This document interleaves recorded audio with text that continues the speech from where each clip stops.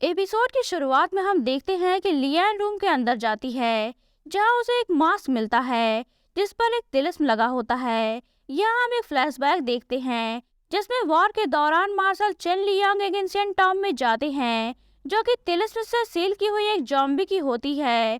Chain Liang को लगता है कि शायद उस जगह उन्हें बहुत सारा खजाना मिल जाएगा, जिस पर वो बेध्यानी में जॉम्बी के सर पर लगा तिलिस्म हटा देते हैं, जिससे जॉम्बी मास्टर जाग उठता है और इनविजिबल होकर उन पर हमला करने लगता है। इस पर वो पास ही पड़ी एक हेयर पिन उठाकर उससे अपना बचाव करता है। इस पर जॉम्बी मास्टर उन पर हमला करना बंद कर देता है। ये देखकर चेन लियांग समझ जाता है कि वो उस हेयर पिन से उस जॉम्बी मास्टर को कंट्रोल कर सकता है। इस पर वो उस हेयर पिन और गोल्डन मास्क को लेकर अपने घर आ जाता है और एक सीक्रेट रूम में रख देता है। इसके बाद स्टोरी फिर से प्रेजेंट में आती है। लियान को किसी के आने की आहट सुनाई देती है, जिस पर वो गोल्डन मास्क को वहीं पर रखकर भागती हुई दोबारा अपने कमरे में जाती है। तभी चेन मुफान दरवाजे पर आकर उसे चेन लियांग के मरने की खबर सुनाता है। इसके बाद नेक्स्ट मॉर्निंग चेन लियांग का फ्यूनरल हो रहा होता है। तभी चेन मुफान लियान को एक कमरे में ले जाकर उसे फोर्सफुली शादी के लिए प्रपोज करता है। वो कहता है कि अब तो मेरा भाई मर चुका है, अब तुम मुझसे शादी कर सकती हो। तभी अचानक लियान का फोन जमीन पर गिरता है, जिसमें किन युआन की बनाई हुई वीडियो चल रही होती है, जिसे देखकर चेन मुफान को गुस्सा आता है और वो लियान को चेन लियांग के कॉफिन में जिंदा ही डालकर बंद करवा देता है। इतने में वहाँ किन युआन भी अपने कुछ लोगों के साथ आ जाता है और सभी को चेन लियांग के साइन किए पेपर्स दिखाता है। यहाँ ये रिवील होता है कि जिन पेपर्स पर चेन लियांग ने साइन किया था वो कोई बैंक खरीदने के पेपर्स नहीं थे, बल्कि उन पेपर्स पर यह लिखा था कि वो लियान से शादी करने के बदले किन युआन को 5 मिलियन देगा। ये देखकर चेन मुफान हक्का बक्का रह जाता है। किन युआन अपने आदमियों की ओर इशारा करता है। वो लोग अंदर जाकर सारे पैसे ले आते हैं। तभी किन युआन का असिस्टेंट उसे बताता है कि पैसे तो हमें मिल गए हैं, पर मालकिन कहीं भी नजर नहीं आ रही। इस पर चेन मुफान हंसता है और कहता है कि चाहे तुम जो कुछ भी कर लो, पर तुम अब उसे कभी भी नहीं ढूंढ पाओगे। इस पर किन युआन उसे वहीं पर गोली मार देता है, जिससे वो जख्मी हो जाता है। इधर कॉफिन के अंदर लियान के हाथ पर एक स्नेक मार्क साइन करता है। तभी वो चेन लियांग के कपड़ों के अंदर भी एक लाल रोशनी देखती है। वो उसे चेक करती है तो उसे जॉम्बी मॉन्स्टर को कंट्रोल करने वाला हेयर पिन मिल जाता है। तभी वहाँ जोरों की आंधी चलती है और हमारा जॉम्बी मॉन्स्टर आकर उस कॉफिन को ओपन करता है और लियान को वहां से निकालता है। अब जबकि जॉम्बी मॉन्स्टर बिल्कुल स्नेक डीमन की तरह दिख रहा होता है, तो लियान उसे अपना स्नेक डीमन ही समझती है और उसे किस करती है। वो कहती है कि मुझे पता था कि तुम मुझे बचाने जरूर आओगे। यहाँ वो दोनों इंटीमेट होते हैं। इसके बाद सीन शिफ्ट होता है और आधी रात को लियान की नींद खुलती है तो वो देखती है कि वो बिल्कुल अकेली है, वहाँ कोई भी नहीं है। इस पर वो घबराकर वहाँ से जाने लगती है। तभी वो देखती है कि कुछ लोग अपने साथ एक दुल्हन की डोली लेकर जा रहे होते हैं। ये देखकर वो सोचती है कि रात के इस पहर ये लोग दुल्हन लेकर कहाँ जा रहे हैं। तभी वो लोग भी उसे देख लेते हैं और उसे दौड़ाने लगते हैं। भागते भागते वो एक जगह जाकर रुक जाती है और सोचती है कि अब तो मेरा काम तमाम हो ही जाएगा। पर तभी उसे ढूंढते ढूंढते किन युआन का असिस्टेंट आ जाता है और उसे लेकर किन युआन के पास पहुंचता है। यहाँ पहुंचकर लियान उसे हेयर पिन देती है, जिसे वो अपने सर में घुसा लेता है। ये देखकर लियान डरकर वहां से भागने लगती है, तो वो उसे अपने सरपेंट पावर से रोक लेता है। वो उसे कहता है कि तुम मेरी वाइफ हो और मैं तुम्हें कहीं भी नहीं जाने दूंगा। लियान कहती है कि मैं दूसरी दुनिया से आई हूँ और मैं अब अपने घर जाना चाहती हूँ।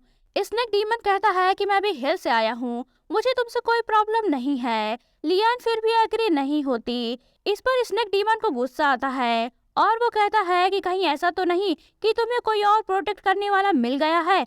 लियान उसे खुद को छुड़ाने की कोशिश करती है। इसी छीना झपटी में एक प्याली गिरकर टूट जाती है। इसके बाद लियान का हाथ फिसलता है और वो उस प्याली के टुकड़ों पर गिरने वाली होती है, तो स्नेक डीमन उसे सेव कर लेता है, पर प्याली के टुकड़े उसके बैग पर गड़ जाते हैं। नेक्स्ट सीन में लियान उसके बैग से टुकड़े निकाल रही होती है। वो देखती है कि टुकड़ों के निकलते ही उसके जख्म भी तुरंत ठीक हो जा रहे होते हैं। इस पर वो हैरान होती है, तो स्नेक डीमन उसे बताता है कि उसकी बॉडी ग्रीन लोटस से बनी हुई है। इसीलिए उसके जख्म बहुत जल्दी भर जाते हैं। इस पर लियान उससे पूछती है कि फिर तुम्हारे पैर अभी तक ठीक क्यों नहीं हुए। तो वो उसे बताता है कि किन युआन के पैरों पर जिंग ने कार चढ़ाकर उसे जानबूझकर अपाहिज बनाया था, इसीलिए मुझे खुद को अपाहिज प्रिटेंड करना पड़ रहा है। मेरे पैर तो बिल्कुल ठीक हैं। इसके बाद वो दोनों ब्रेकफास्ट के लिए जाते हैं जहाँ फैमिली के सारे लोग मौजूद होते हैं। यहाँ जैंग की मदर लियान को देखकर उसे खूब खरी खोटी सुनाती हैं, क्योंकि वो दूसरे बंदे से शादी करके दोबारा उनके घर आई थी। इस पर लियान उन्हें एक थप्पड़ जड़ देती है।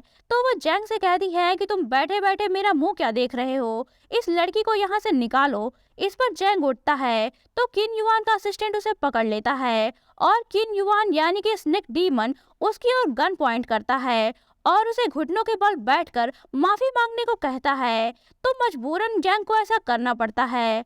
इधर लेडी सिंह किन युआन को फंसाने के लिए एक प्लान बनाती हैं, जिसके अकॉर्डिंग वो एक पार्टी ऑर्गेनाइज करती हैं, जिसमें उन्होंने किन युआन और लियान को भी बुलाया होता है। यहाँ पहुंचकर लियान किन युआन को डांस करने के लिए कहती है, तो किन युआन उसके साथ डांस करने लगता है। इधर लेडी सिंह एक टी पॉट में मौजूद टी में कुछ मिलाती हैं, जिसे जैंग देख लेता है। फिर उनके जाने के बाद वो उस टी पॉट को चेक करता है तो उसमें बेहोशी की दवा होती है। ये देखकर उसके दिमाग में भी एक प्लान आता है। इधर किन युआन और लियान को एक साथ देखकर नियान सेंग काफी ज्यादा जेलस फील कर रही होती है। तभी लियान किन युआन से बाथरूम जाने का बोलकर वहां से चली जाती है। इतने में लेडी सिंह अपनी बेटी को बुलाकर अपने साथ ले जाती हैं और उसे वही टी पिलाती हैं जिसमें उन्होंने बेहोशी की दवा मिलाई थी। उसे पीते ही नियान सिंह बेहोश हो जाती है, जिस पर लेडी सिंह उसे बेड पर लिटा देती हैं और कहती हैं कि किन फैमिली में एंटर करने के लिए तुम्हारे पास बस यही एक तरीका है। इधर लियान बाथरूम से वापस आ रही होती है। तभी जेंग आकर उससे कहता है कि तुम यहाँ क्या कर रही हो, किन युआन तुम्हारा उधर इंतजार कर रहा है। इतना कहकर वो उसे अपने साथ लेकर चला जाता है। इधर किन युआन लियान को ढूंढते ढूंढते नियान सिंह के रूम में आ जाता है और वहाँ का सारा नजारा देखकर उसे सारी बातें समझ आ जाती हैं। इधर जेंग लियान को एक कमरे में ले जाता है और कहता है कि किन युआन अभी तो यही था, पता नहीं कहाँ चला गया। फिर वो उसे टी पीने के लिए देता है, जिसमें उसने भी बेहोशी की दवा मिला रखी होती है। उसे पीते ही लियान भी बेहोश हो जाती है। तो जेंग रूम बंद करके वहां से चला जाता है। इधर किन युआन को पूरी साजिश समझ आ चुकी थी। इस पर वो लियान को ढूंढता है और फिर लियान के रूम में वो नियान सिंह को सुला देता है और नियान सिंह के रूम में लियान को ले आता है। इधर जैंग एक बंदे को लियान के रूम का पता बताते हुए उस रूम में जाकर उस रूम में मौजूद लड़की का रेप करने के लिए कहता है, जिस पर वो बंदा तुरंत उस रूम में पहुंच जाता है। थोड़ी देर में लेडी सिंह सारी भीड़ को इकट्ठा करके नियान सिंह के रूम में लेकर आती हैं, पर यहाँ तो लियान किन युआन के गोद में सर रखकर सोई हुई होती है। ये देखकर वो हैरान होती हैं।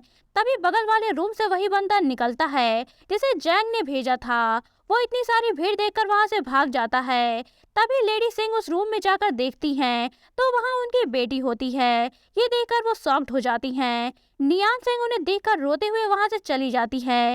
इसी के साथ ये पार्ट एंड होता है। तो दोस्तों, अगर आप जानना चाहते हैं कि कहानी में आगे क्या हुआ तो बने रहिए मेरे साथ। और अगर आपने अभी तक चैनल को सब्सक्राइब नहीं किया है तो चैनल को सब्सक्राइब करके बेल आइकन पर क्लिक कर लीजिए, ताकि आपको हमारे आने वाली वीडियोस की इंस्टेंट नोटिफिकेशंस मिलती रहे। तो मिलते हैं नेक्स्ट वीडियो में, तब तक के लिए take care and good bye.